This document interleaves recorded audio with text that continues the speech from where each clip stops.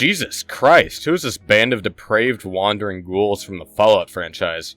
Surprisingly, they aren't actually ghouls from Fallout, just greasy, goblin-like basement dwellers from the darkest, furthest corners of the internet who have banded together to, terrorize the public with their god-awful World War I-like hygiene.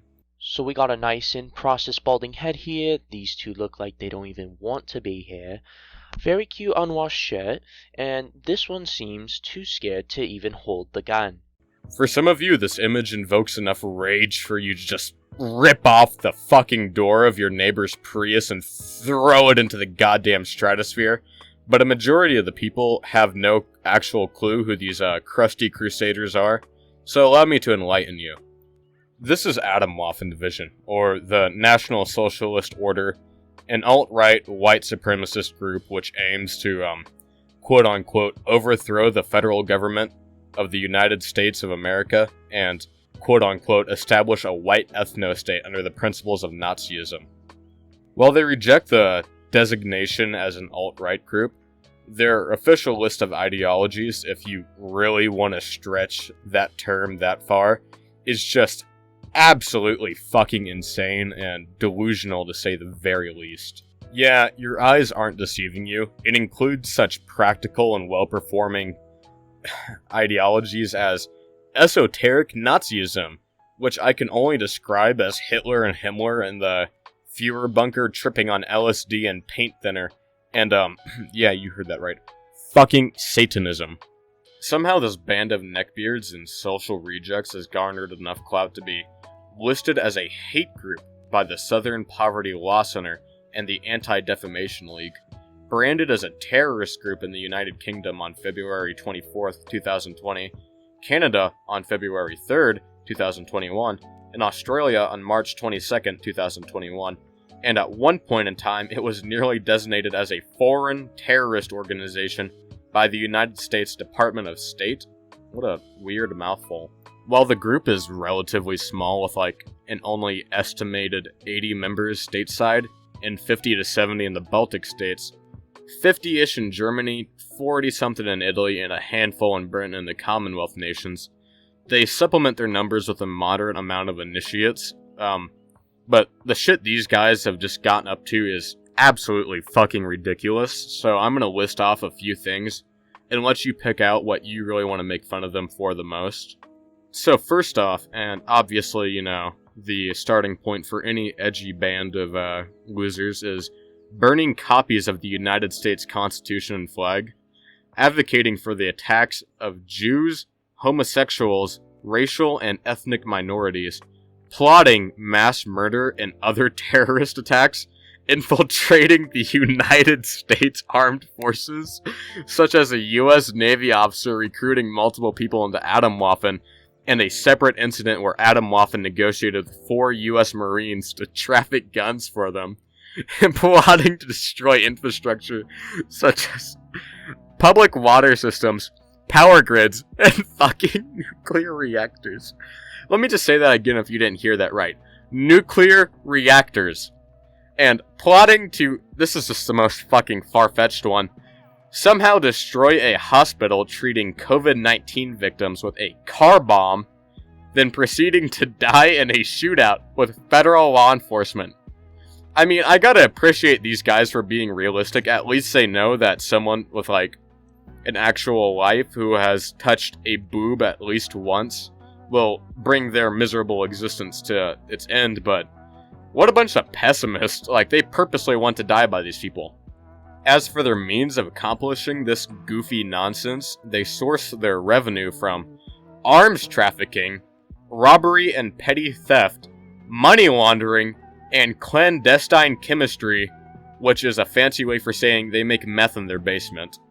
Along with the aforementioned list of outstandingly stupid shit they've plotted to do, I figured it was worth mentioning their alliances with the other social rejects away from the lunch table where all the cool kids eat at. Hold up. It's just fucking hilarious. When you stack all of these groups and affiliations together, it looks like a list of clans from some esoteric alt-right Clash of Clans ripoff. I mean, just look at this shit and tell me that this is, like, actually real. You can't. You just actually can't.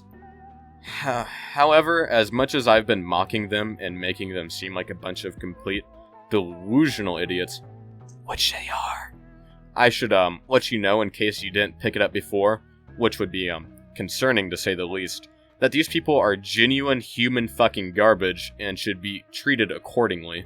They've been linked to at least 5, but possibly ranging to 8 murders in America, along with 6 others around the world. Not to mention sexual assault crimes such as rape, planned terrorist attacks, and mass shootings, multiple cases of manufacturing IEDs and other explosives, including using knowledge from Al-Qaeda and Timothy McVeigh, the piece of shit responsible for the Oklahoma City bombing, numerous assaults, especially targeting minorities, both sexual and ethnic, possession of CP, or, I'm not gonna say it, but yeah, they're fucking terrible and they should be hung, unlawful firearm possession, plotting to threaten members of the media and journalists, and various other hate crimes. We all know snitching is lame and rather unsavory behavior, but there are always exceptions, and this qualifies for it. If you do have information about these people who should have been a stain on their parents' mattress, please alert your local authorities, as these people should not, be allowed to live. I digress. We'll move on to the origins of the group and why it unfortunately exists to this day, where it mostly gang stalks on websites and pushes mindless hatred for the sake of being edgy, beady-eyed incels with no thoughts behind their greasy bangs covering their shallow eyes. Atomwaffen Division was officially created in 2015, when the founder and king incel, Brandon Russell, announced its creation on the cesspit of unwashed neckfolds and greasy keyboards of a website known as ironmarch.org, before the website was later shut down in 2017. Ironmarch.org itself was linked to multiple far-right terrorist groups already, such as the Nordic Resistance Movement, National Action, Cassapound, and Golden Dawn. Weird, right? When the group was first established, through various posts, its members had described their division as very fanatical, ideological bands of comrades who do both activism and militant training, hand-to-hand, arms training, and various other forms of training.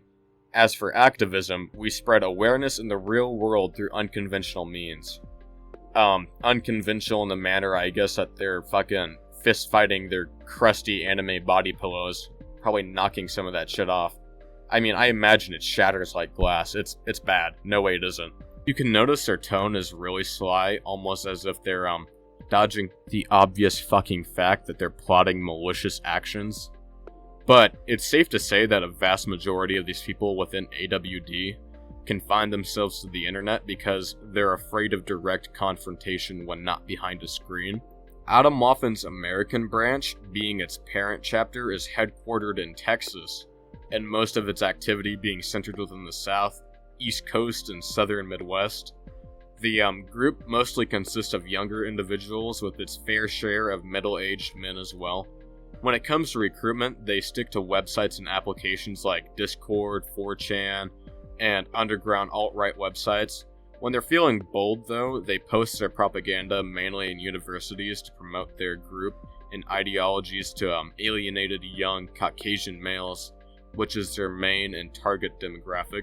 There are isolated incidents, though, of Atomwaffen members infiltrating the United States Armed Forces, as I previously mentioned, or pre-existing members joining them and choosing to affiliate with them. However, this is extremely rare and isolated incidents, like I said, as most of the people in the military have semi-functional lives instead of resorting to violent extremism to get their ways. Funnily enough, if you've been keeping up with the situation in Ukraine, or the outright war, you've probably heard of Azov Battalion, another group of unsavory ops of mine. Atomwaffen actually sought out to train with Azov along with a more ambiguous group known as the Russian Imperial Movement, resulting in the deportation of 2 Atomwaffen members attempting to join Azov in October of 2020. When digging through the alt-right rabbit hole, you're probably going to hear a certain character by the name of James Mason, an American neo-Nazi and ideologue of AWD, who's famous to other various American fascists and neo-Nazis for his publication Siege, which is just a bunch of delusional essays stapled together into a collection of trash between two hardcovers. If you think you've heard of Siege before, think of the Siege mask, or skull mask, that many neo-Nazis wear. James Mason had claimed on March 14th of 2020 that Atomwaffen Division had been disbanded, as it was previously mentioned to be nearing the designation of foreign terrorist organization. However, the ADL saw this as a thinly veiled attempt at buying time and breathing room for the infamous group, so that they could reorganize themselves and continue their acts of goonish terror rather than actually being disbanded. Atomwaffen itself has been fairly quiet since then, with stragglers and remnant individuals perpetuating violent crimes and scheming in the name of the group, but with no real unified action seen after that, until it wasn't. The counter-terrorist action community worldwide was well informed about the remnants of Atomwaffen and were aware that the group had been active in building new relationships in Europe. Just as the ADL had predicted, they resurfaced alongside two new Atomwaffen cells being discovered in Switzerland, which had been used to aid their chapter in Germany for law evasion reasons, and Russia, respectively, around March of 2020. After this, the group went under a bit of a rebranding in August of 2020, now operating under the name of the National Socialist Order, somehow even less creative than its original name. And just like clockwork, they hid under the radar again when on April 22nd, 2022, or 21, my bad, the government of the United Kingdom announced that it was officially banning Atomwaffen and its remnants, labeling them as a terrorist group, leading Australia and Canada to follow in their father nation's footsteps. Being the edgelords they are, though, they resurfaced after the widespread banning, and on September 12th, 2022, their remnants rebranded themselves yet again as the National Socialist Resistance Front. I mean, just wow. Do these people really think they're the main characters in some grand scheme? Because I highly doubt they're even the main characters in their own day-to-day fucking terrible lives that they obviously must live. There's a lot more to cover about these guys, but they're totally pathetic and barely worth my time. But if you're really compelled, there's a plethora of information out there about all of them and their fucking shenanigans, available with a single Google search, along with a few documentaries, some in English and in German. And as always, thank you so much for watching, and I'll see you around in good health.